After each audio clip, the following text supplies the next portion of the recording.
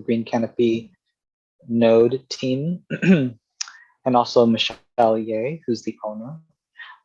Both of them will be speaking later, but I wanted to make sure people were introduced that are part of the team.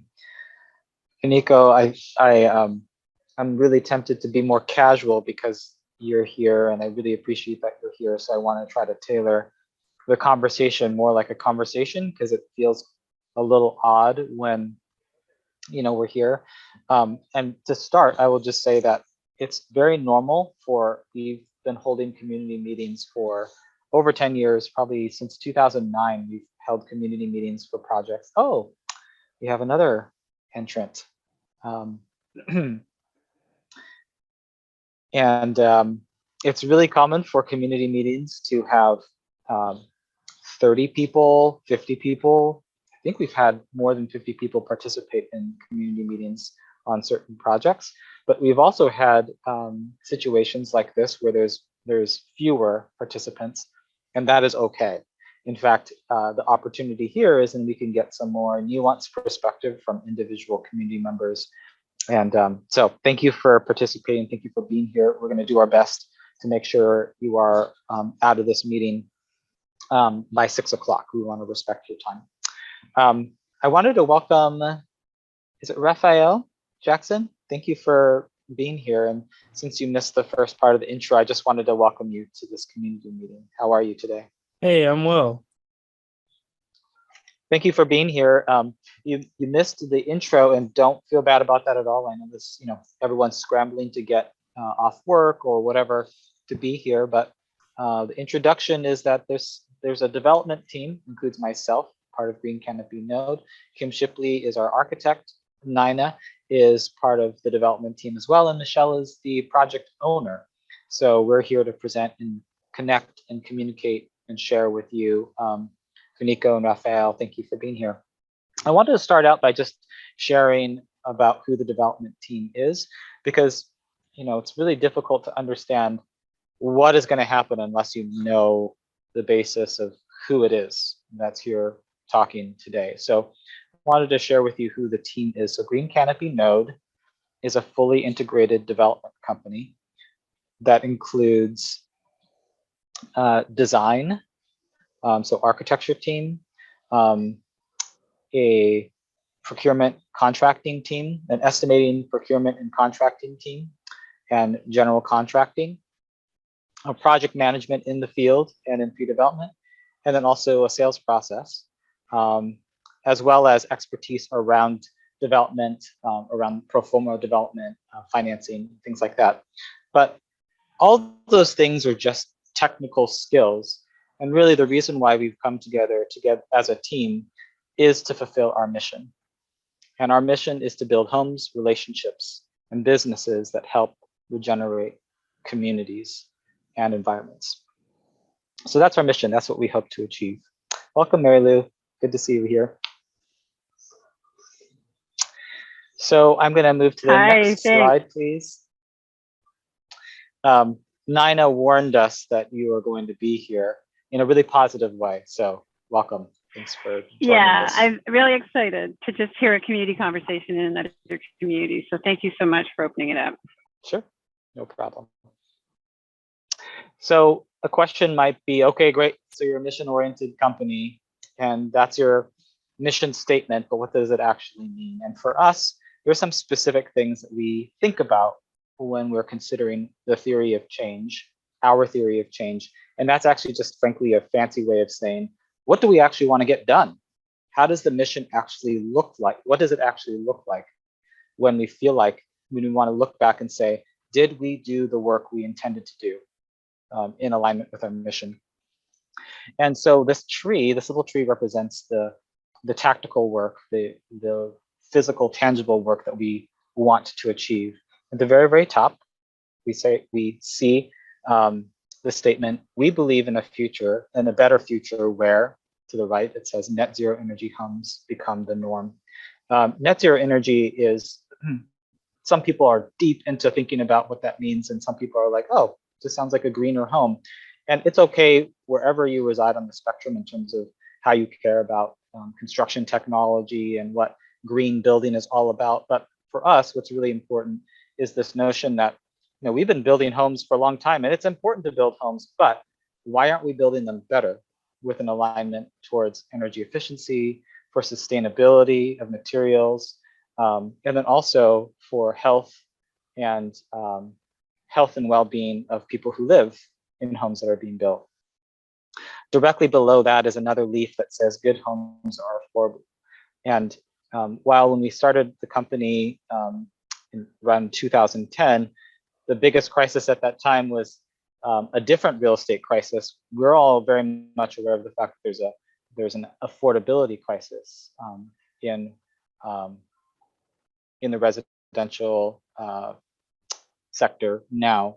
And so when we think about good homes being affordable, we know we can't do this on our own. So we partner with many different organizations, such as Habitat for Humanity East Jefferson County, Habitat for Humanity Seattle King, Habitat for Humanity in Multnomah County down here in Portland, Oregon, and then also some community land trusts, such as Homestead Land Trust, Africatown Land Trust, and then other ways that we are able to make to partner with folks to make good homes more affordable is to work with people like Michelle Ye, who's the owner of this project on this call. And she reached out to us to say, I want to contribute to the community by building an apartment that has an affordability aspect to it.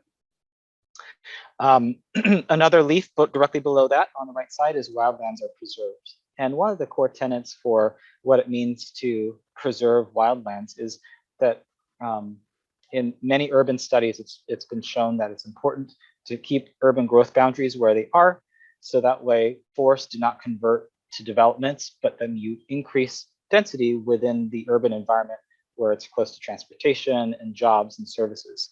So that's part of our principle, is to try to continue to infill development and build projects like this one, where there's more housing that can be built in the city of Seattle and near transportation. Communities are resilient and inclusive, so that's the leaf directly to the left.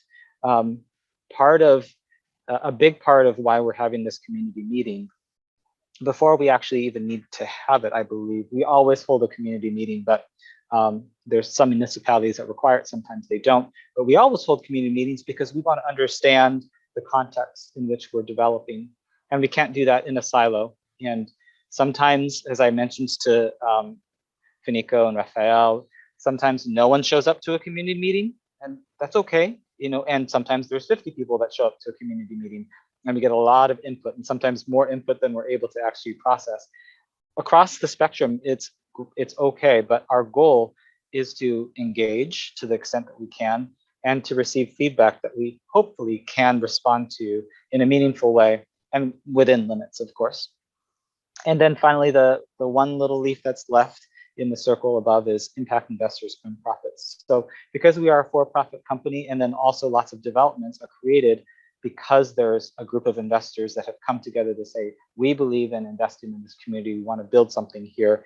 It's important for projects to be profitable so that they can be inspirational for other developers to do the right thing, to do more than just build something that's barely legal and only extract value from communities. All of this is rooted by some tenets for how we want to work together. I'm not going to go into that. You can feel free to read that. But I can also say that we're not perfect. We try our best. And when you set a goal, and maybe even a big goal, oftentimes we fail. And we're not perfect. We're always learning as a company, as a group. And I can guarantee you that we're not going to be perfect on this project. But I can also guarantee you that this team is dedicated to doing their very best to try to find that balance of achieving some of these community goals, environmental goals, while still making sure the project is profitable and workable for folks that can be inspired to do more work in the future. Next slide, please, Kim. So I already mentioned a little bit about this, but I wanted to speak to some of the meta problems within the context of this community, but then also globally, when we think about why we are doing what we do. When we think about energy efficiency and the carbon impacts of building, one of the most important things to be aware of for us particularly is that in the next 20 years, the number of the square footage of buildings around the world is going to be doubled, either built or rebuilt. So the amount of square footage that exists right now, there's going to be twice as much. And the built environment, that means buildings in general, accounts for 40% of global emissions. That includes the energy that is consumed and the amount of carbon that's emitted to run buildings. And I believe, I'm actually not sure whether or not that speaks to carbon for the actual construction. I'd have to look into that some more. But that's just a really important thing to be aware of, is that if we're building anything, we better be thoughtful about how we're building it and how it contributes or detracts from the goals that we have around building better. Next slide, please. And then there's this other crisis, which is that housing costs have gone up so much, both, and this slide speaks directly to homes for sale, but also homes that are for rent. There's a really big problem that the cost of real estate has gone up so high. A big piece of that is the scarcity of supply. We have not been building fast enough to meet the demands. And also there's been many jurisdictional COVID challenges that have really restricted the supply of housing. That's made it very difficult for home buyers as well as renters to be able to afford living near job centers. So that's a real problem. Next slide, please. So housing is, at the center of some of these opportunities and problems. And another problem with productivity in the construction realm is how the construction industry has been very slow to innovate, and as well as there's been a contraction of workforce. So all these things make it really difficult for housing to be able to be produced cost effectively. So construction costs have also come up.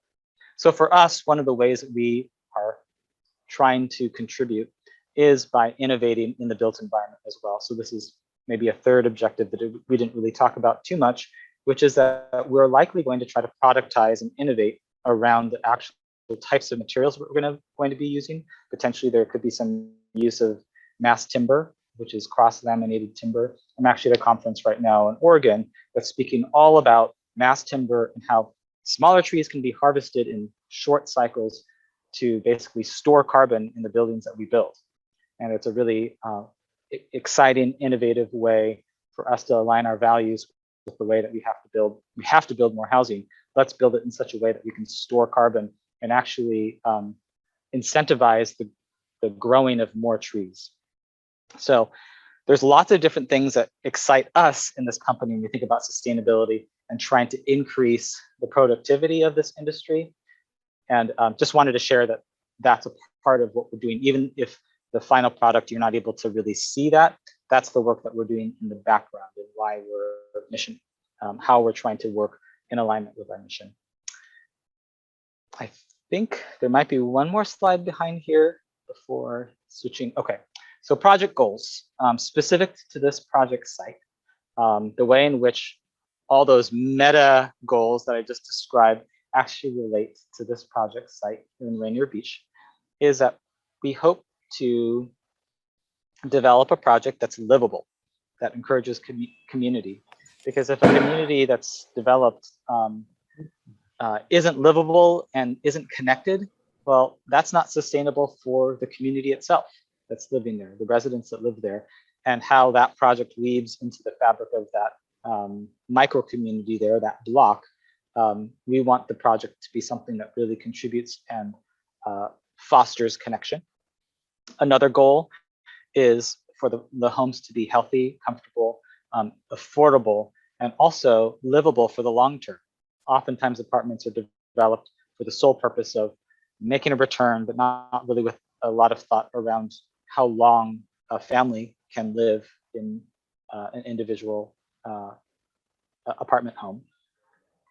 There's priorities in environmental sustainability. So as I already mentioned, energy and carbon impacts of construction, and then also the long-term use, energy efficiency of the homes.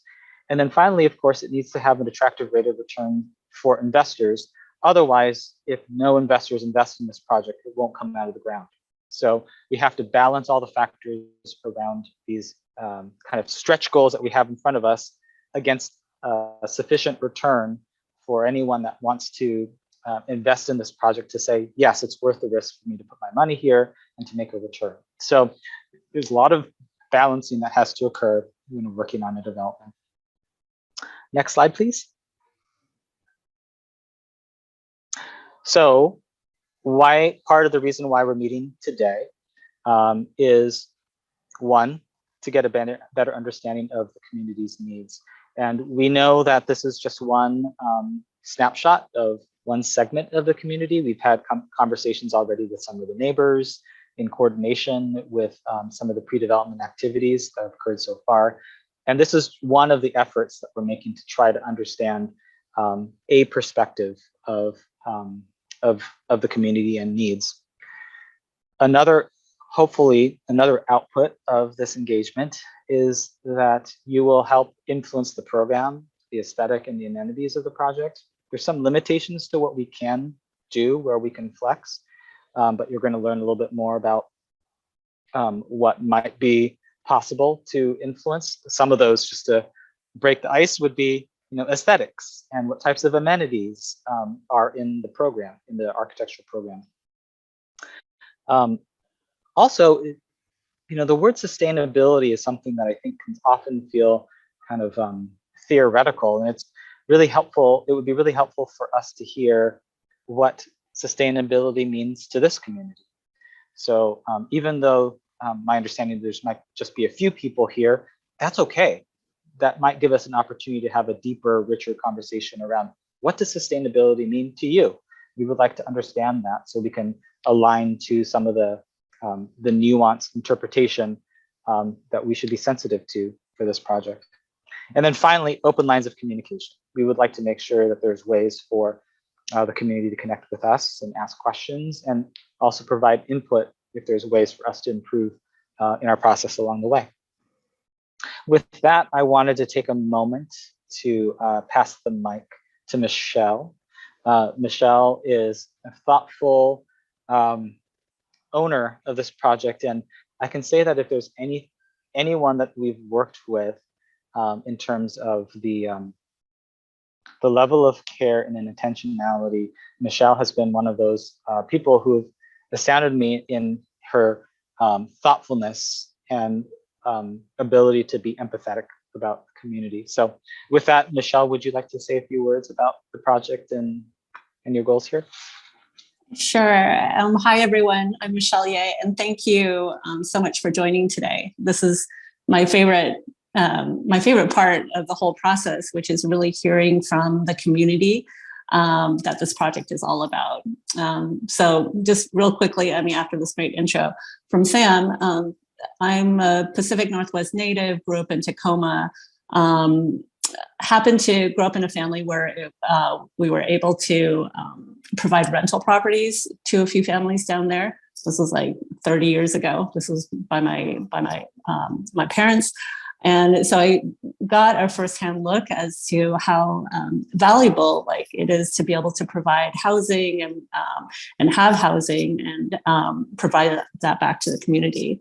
And so fast forward 30, 40 years, here I am in Seattle, back into my hometown, and I'm just really excited about this project for a couple reasons. Especially in the last couple of years, just seeing this huge shortage in what we call, in general terms, the affordable housing. So we have the nice programs, government programs of subsidized housing, but there's also, in addition to that, there's a workforce that maybe might not necessarily qualify for government subsidized housing, but are still looking for housing that is affordable.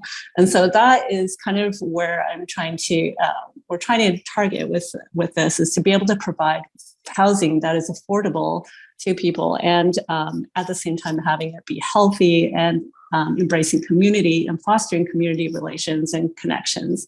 And so that was kind of my vision for the area. And I love I was really excited about the Rainier Beach area, just for this particular location being close to public transit and just the richness of the community there. And then on top of that, finding an amazing team with Green Canopy, being like focused on all the areas that we care about, which is like fostering community relations and also having sustainability, environmentally healthy and good for the planet development. So we can access all that without it being a premium product. I think it's something that everyone can have access to. That's what I'm really excited about. So really excited to hear about your input. And last thing we want to do is just parachute in with something that's not going to work for the community. So really excited to hear your feedback. Thank you. Thanks, Michelle. I am Kim Shipley. I'm the architect who's been working on this project and managing it. I'm going to take you through basically what we've done so far on the project and how we've approached it. First of all, the project location. This is the project site. If you can see here, it's in the Rainier Beach area, located on the corner of 48th Avenue South and South Director Street. It's really close to a light rail station, which is just down to the west, less than half a mile. So it's very walkable. There are also a bunch of schools that are just to the north, and along Rainier Avenue South, there are some grocery stores and other amenities in the community. So like Michelle was saying, this is a really, really great location. Except it's exciting because it's very walkable with a lot of stuff close by. There is also a bicycle route that comes down along this street and goes right through South Director Street, right next to the project site. The neighborhood right now, it consists mostly of townhouses, apartment buildings, and some single family homes.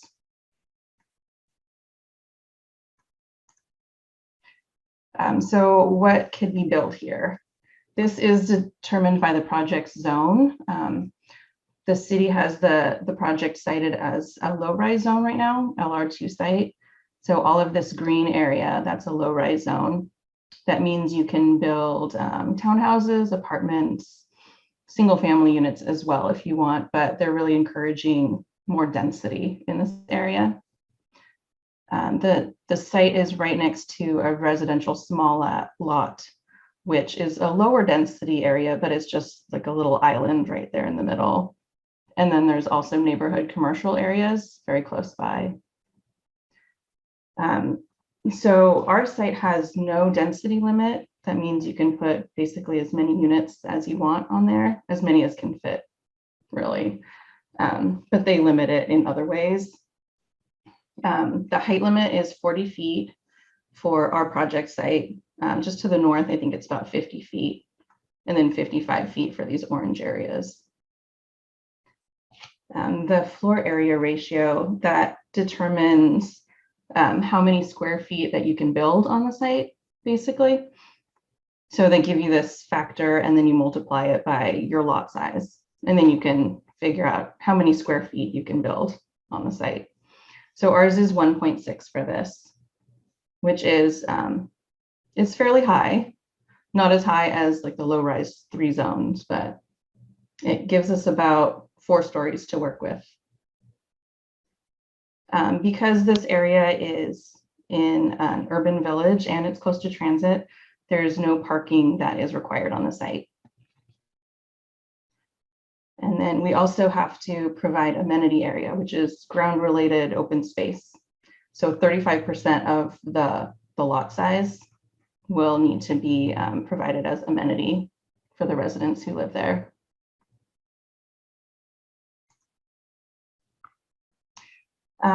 The conceptual design, what we've done so far is I've worked on one site plan design, but we'll need to do a couple more. So I'm looking for input on the other schemes that I'll be working on. Right now, this is at the corner of the 2 streets, 48th and Director. Down here, the dark gray area, that's the footprint on the first floor. What we have is an entry off of the corner with a common amenity area for the residents. We felt like that was a nice way to welcome people onto the site and also to be a part of the community. So not really turning your back towards the community, but basically saying hello and offering opportunities for people who live there to interact with the people that are walking by or other people who live in the area. And to the rear, we have a little bit of surface parking. Right now I'm showing 8 spots. We're shooting for, I don't know, 5 or 6 to 8 surface parking areas on site, but we won't be providing parking for all of the units because it is so close to transit. The square footage that we can provide on site is limited by that the floor area ratio that I mentioned. So that gives us about 26,000 square feet to work with within this building. And we can go up to 4 stories. So this design right now, it is about 3 full stories with 1 partial 4th story. We'll also be required to put in sidewalks along both streets and curbs and planting strips. So right now there isn't any of that infrastructure currently, but we'll be adding all of that. One thing that we were looking at in the design, something that's really important to the design is where the common amenity area is going to be located. So it's this idea of, you know, having people, giving people a place to gather on site. Where is that going to be the most important? Where is it going to be the most usable? And where are people going to feel the most comfortable, I guess? So in this option, we have the outdoor space in this corner on the southeast corner on the ground. We also have a little bit on a roof deck. We were looking at having some indoor space on the ground floor off of the exterior common amenity area. And then on the top floor, on the 4th floor, there would be the possibility of having an indoor space up there next to an outdoor roof deck. So we were realizing that maybe too many spaces for gathering, and we want to narrow it down a little bit. So we were hoping that we could get some input from the community on that. What is the most important, or where is the most usable space, basically? We are required to have some outdoor on the ground level, so we can't get rid of that completely. But as far as like the interior rooms go, we could provide one right down here, which the idea was a multi-purpose room where residents could use it for cooking and gathering, having community meals, art projects, you know, whatever suits their fancy. And on the roof deck, you know, it's a place where you could have a community garden or, you know, tables, outdoor cooking on the roof or on the ground floor. But that was another amenity that we were thinking of providing that could bring people together. For this scheme, the massing could look something like this. So this is that outdoor area on the corner. The roof deck would be up here if we had one. The entryway would be right in here. At the back of the building, this is where the parking would be. It would be basically hidden in the back, screened from the street view. What I like about this is having the outdoor space on the south side because it gets a lot of light. It has really good southern exposure. And I'm sure I'm not the only one, but I love being in the sun, especially in the winter out here. It's great to have a little area where you can get that extra heat. So that was one of the ideas of having that space up there. Another alternate scheme I was looking at puts the common amenity area more in the middle. of the site and kind of surrounded by the building, parts of the building. So it feels a little bit more enclosed, maybe a little bit more private for the residents. It's not as outward facing for the neighborhood. Parking would still be located in the back of the building. This could potentially have a roof deck as well.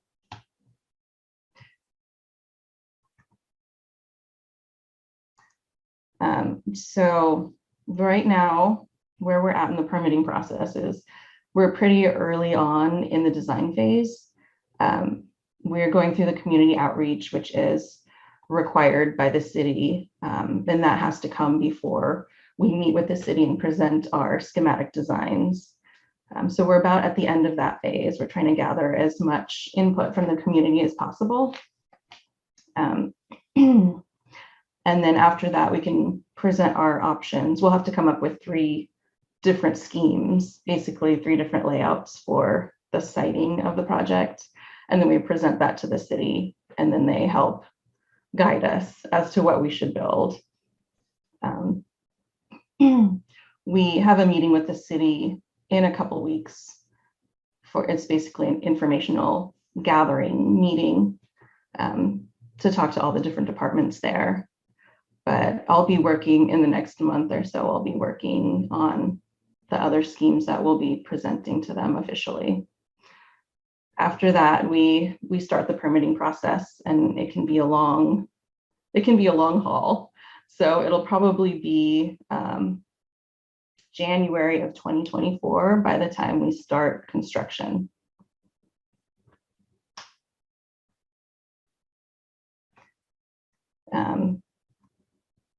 I'm going to open it up for questions. I'll give the mic back to Sam, and then we can start the discussion portion. Thanks.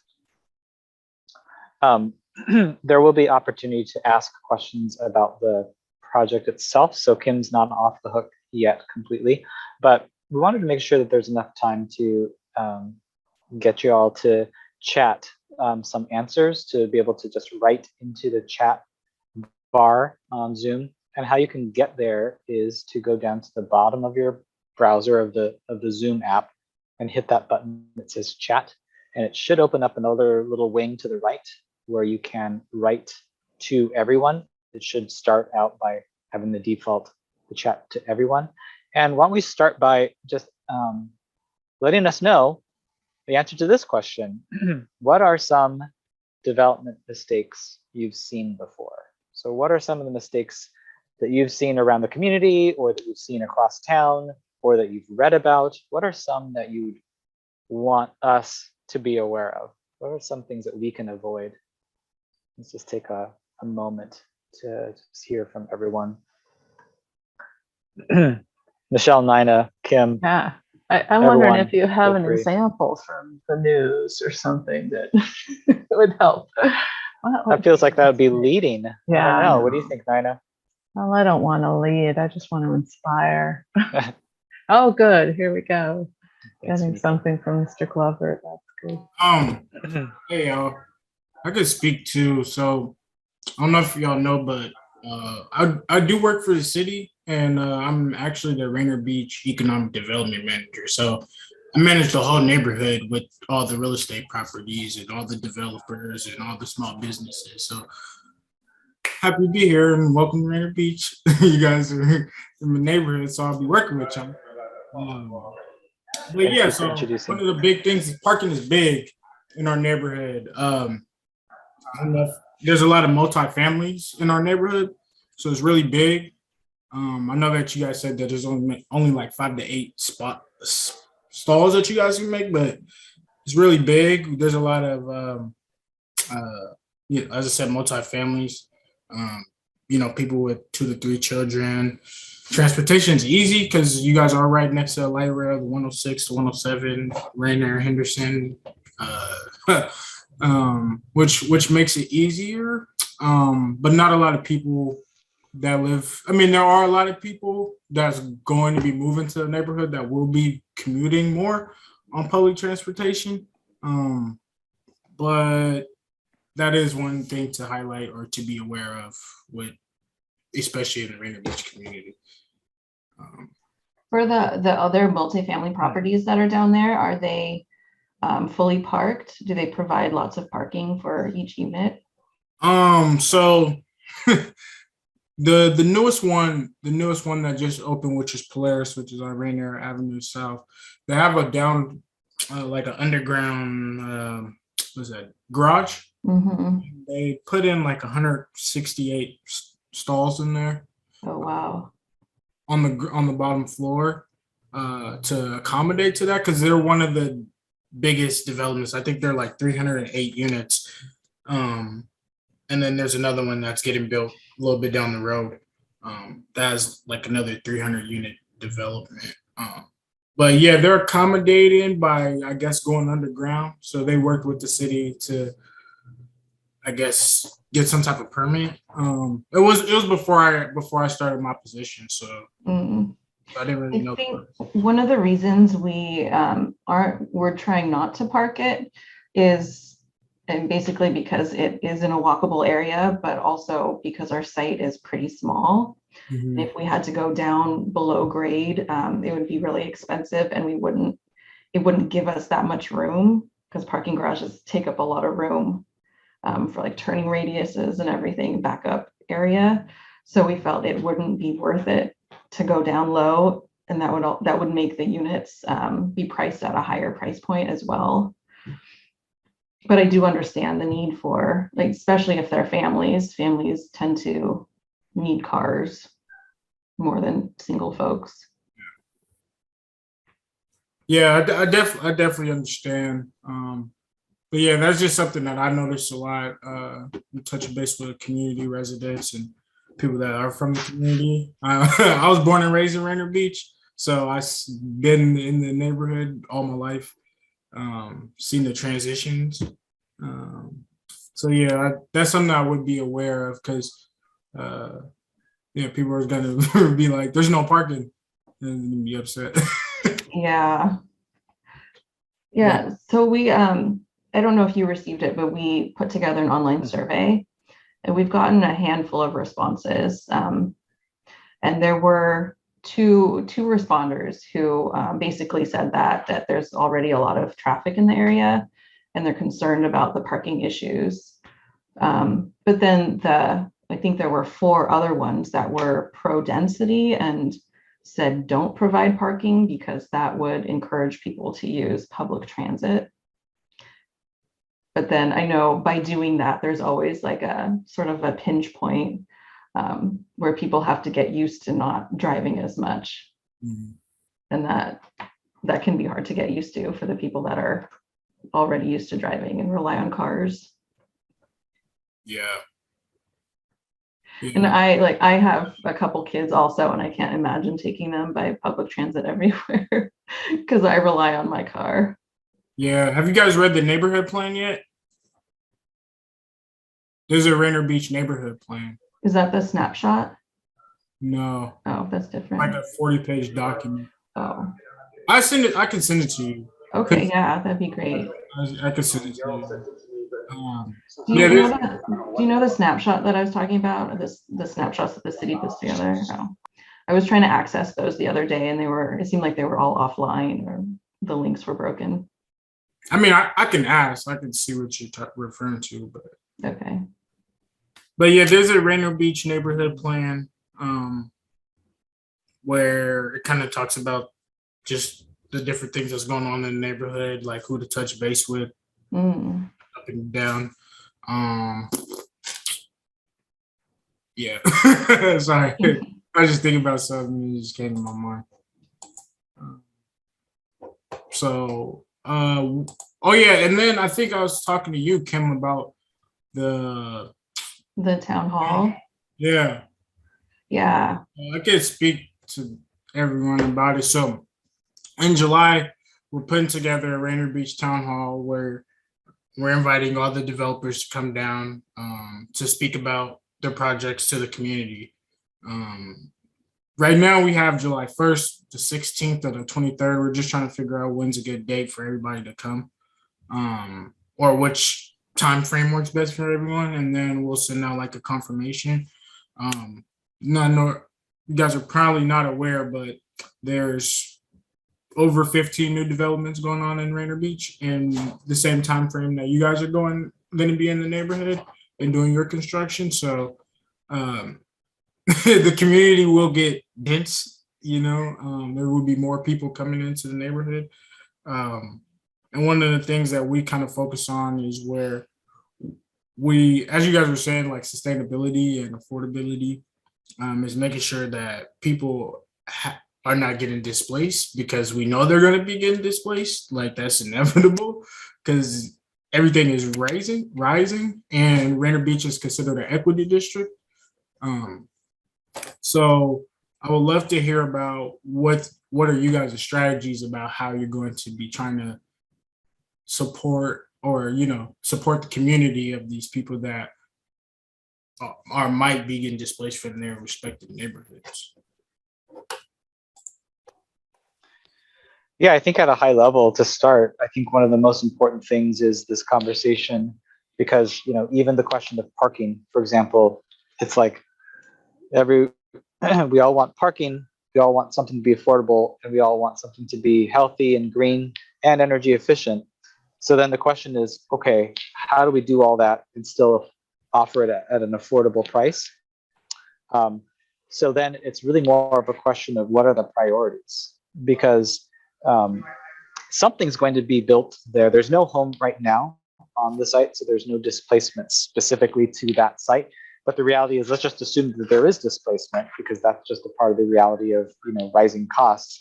How do we graciously step into a role of really being thoughtful around what the highest priorities are from your perspective? Because at the very least, you're a clearinghouse of ideas that are coming at you. What do you think are the highest priorities that this project should set as goals? Just based off like the size, and I think it's 33 units, right? So it's gonna be pretty small. I think it maybe just like accommodating to like what's around, because where you guys are located, where you guys gonna be at, you're right next to the Bank of America, you're right next to South Shore, the K-8 Rainier Beach High. They're building a new skate park that's gonna be at the community center too, so that's gonna be new. So I would say like the best. I don't have a concrete answer right now. I'm sorry. What I'm thinking is I'm trying to just like think ahead of time. I'm like what I think the neighborhood is going to need, but just like everybody has different things. I know one of the things that we talk about, which may not be for you guys, is per se development, is like commercial spaces. That's one of the things that we're heavy on, because I say about 70% of the Rainier Beach neighborhood is owned by the city of Seattle. So that's either Seattle Public Schools, because they have 4 different schools in the neighborhood. They have Dunlap, Rainier Beach, South Shore, and South Lake, which is all 4 schools. And then you have the parks, the Seattle Parks and Recreation, which got the playfield and Bereshiva Park and the wetlands. So majority of the land is owned by the government. And so there's not really a lot of spaces where you can bring in like small businesses and things like that. So that's one of the things that we hear in our community about, where it's like, there's people that have, their own startup businesses, but they may not have no place to, run their store or, open a store or something like that. So that's one of the things, that's like a major thing that we hear about. I know there is a development that's going to be down the street, across the street from Polaris, that's going to be do like livable work lofts, where they're going to be able to like let, I guess, tenants rent out like a commercial space on the ground floor or something like that. That's like a model that they're going to be using. Still trying to figure out, their actual design phase got rejected by the community, so they have to go back and redesign. But yeah, that's kind of like the biggest thing that I've been hearing, if that makes sense. Thank you. So those were live work units that you're mentioning over there? Correct. Yes. Okay. one of the tricks for this zoning is that it does not allow technically for commercial use, but in-home residential allowed businesses can be run out of an apartment within the restrictions of STCI and Seattle Municipal Code. So there might be some thought around how, for example, even the ground floor units could be more conducive to some of the in-home businesses that are typical for in-home businesses, such as accountants, therapists, counselors, those types of businesses. So we can still be thoughtful about that, even if it's not technically commercial. I wanted to make sure that since we're a little bit more conversational, Raphael, if you're feeling shy, no need to jump in, but I did have some questions for you as well. I really appreciate Nico jumping in, but would you be inspired to answer any of these questions? And then also a third question I would love to hear from both of you is, what kind of community gathering space seems to be the most successful in a project like this? Because we have some options, it'd be great to really understand your perspective on what might be the most usable. Any thoughts?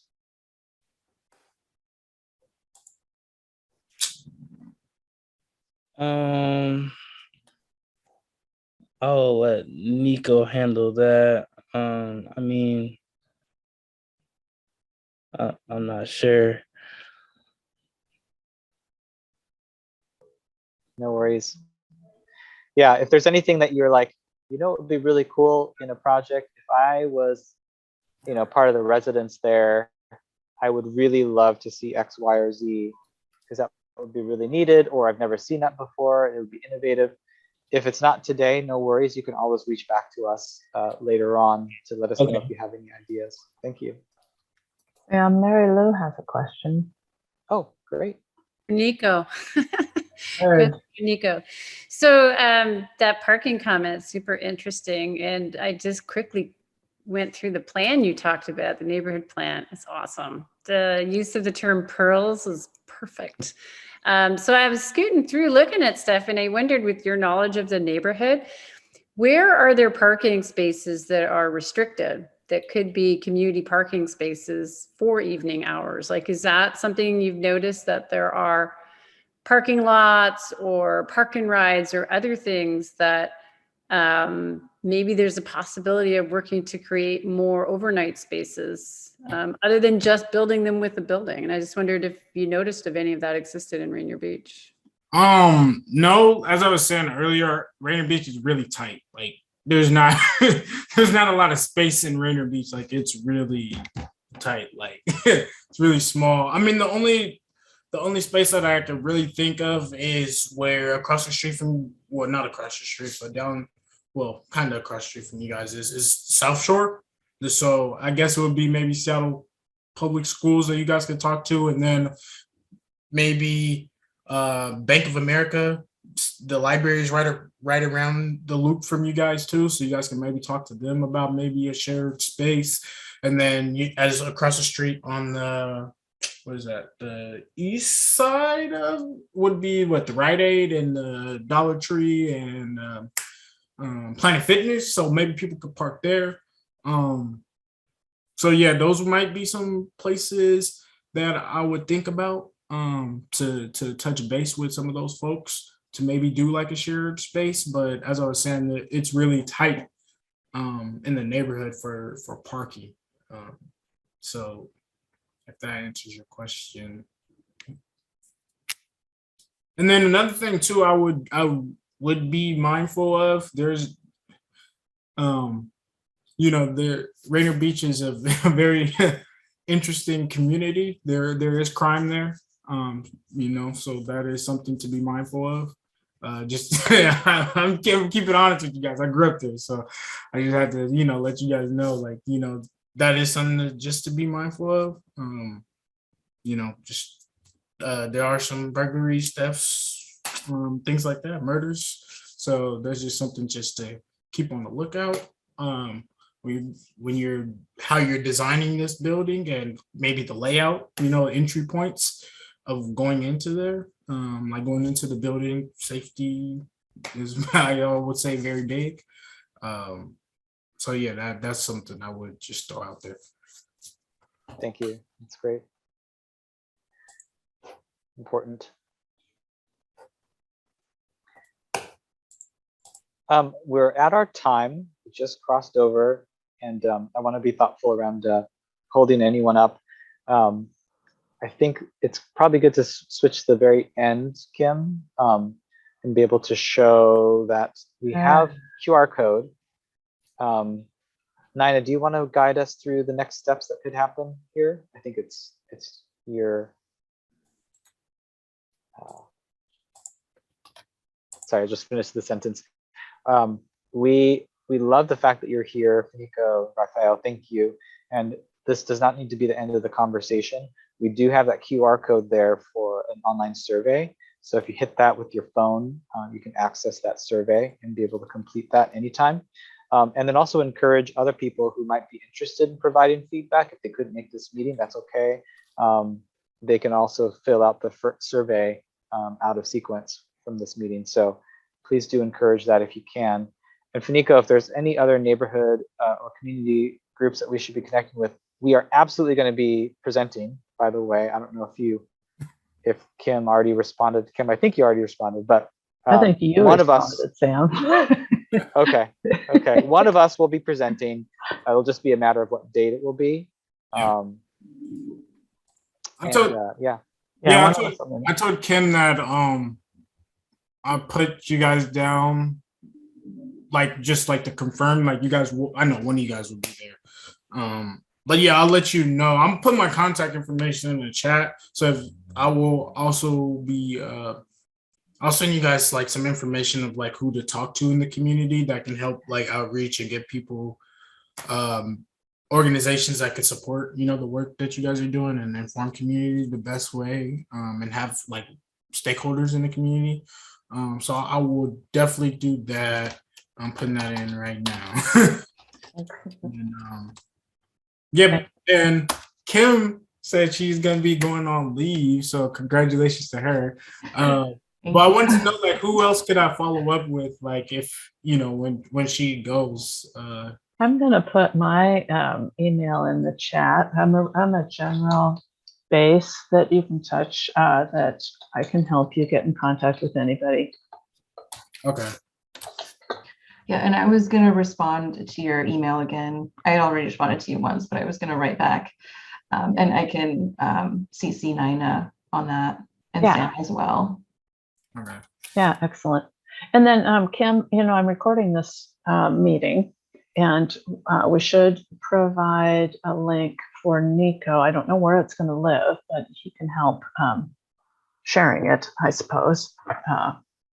Did you have a plan for what we would do with the recording? Did I have a plan for that? Yeah, for the recording of this meeting. And I can't share it with Nico, so he can share it with others. I don't really have a plan, no, but I think that was the intention. So that anyone that missed the meeting that like to have access to it can join. And then also if there's any community members who have access to or have connections with others, can widely share the video. So that way, even at 1.5 times speed or 2 times speed can like roll through and at least get a high level understanding of what we shared today. We'll get it posted up online, and I'll provide a link to Nico, and then we have our other distribution ways too. But I'll give him a direct one.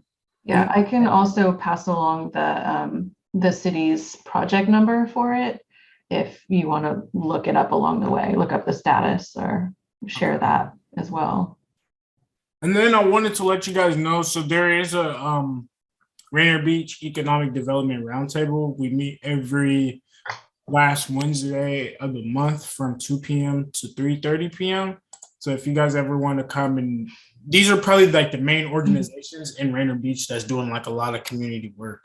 So if you guys ever want to come and, you know, just meet these kind folks and, you know, just inform them about the project a little bit, you can always reach out to me, myself, or Raphael. So Raphael just came on as the Rainier Beach coordinator. So we work together. So we're both in Rainier Beach working together, doing the economic development sector work. So you can reach out to myself or him, and then we'll be able to help you guys, you know, outreach to community, you know, community members, community-based organizations, small businesses, because they do a lot of community outreach too. So, you know, just kind of using the network here. So feel free to reach out. I put my email and my phone number in the chat. So if any of you guys need to reach out, don't hesitate to call me. Likewise. I'm just curious, how did you hear about our project? Was it through a mailer or the email distribution list or something else? So, so I don't know if have you guys heard of Gregory Davis? So but you probably heard of Rainier Beach Action Coalition, right? Oh, I actually did reach out to Gregory a while back and Yeah. left a message or emailed him a couple times. And Yeah. yeah. So He's Mr. probably on our email list as well. Yeah, so kind of a little history list. So Mr. Davis is quote unquote called the mayor of Rainier Beach. Like if you need anything or want to talk to somebody about what goes on in Rainier Beach, that is the person to go and talk to and have a conversation with. And so yeah, me and Raphael, we both work really close with him. So he told us about it and we was like, okay, cool. You know, there's new development in our neighborhood, in our district. You know, he was like, go check it out and listen. And, you know, that's why we're here. I'm glad we came, you know, got to meet you guys. I think this is the first one, right? Yeah, so, you know, first one, we were able to get a little bit of extra more work done, actually see the whole team. So greatly appreciate you guys, like, you know, doing this. And as I said, you know, welcome to Rainier Beach, your new home and, you know, our home that we'll be sharing. Yeah, if only 2 people came to this meeting, I can't think of 2 other people I would rather have here. Thank you. We are a little disappointed that we didn't get more people because Yeah. the emails and the mailers did go pretty far and wide, but you know, people are busy, totally understand that, and it's beautiful out. I can understand why you want to just be out walking your dog and being out in the park instead of being on Zoom some more. So, but thank you so much for taking the time, you guys. No problem. I was gonna ask one more thing. Yeah. So do you guys have, well, I don't know if you guys do know, but Rainier Beach, as I was saying, so it's very diverse and there's a lot of languages that are spoken here. I don't know if, you know, this survey, I haven't looked at it yet, but any information that needs to be conveyed, I don't know if you guys have a translator or anything. Yeah, so the survey's been translated into 4 languages. I think it was Spanish, Tigrinya, yes, I can't quite read that, Somali and Amharic. Yeah, for sure. Because I just wanted to make sure because I know, like I have a hard time like reaching to, you know, outreaching to some community members and or businesses or organizations in the neighborhood, and I work with the Department of Neighborhoods we use like community liaisons that speak the respective language to help share information. So I was just thinking, like, you know, if there's anything that you guys need to know, like if there's the next one, if you guys want to kind of like give me a heads up, I can start pushing this stuff out to some of those folks and they can kind of help, you know, spread it into the community so they can get some input on the new project. Thank you. So helpful.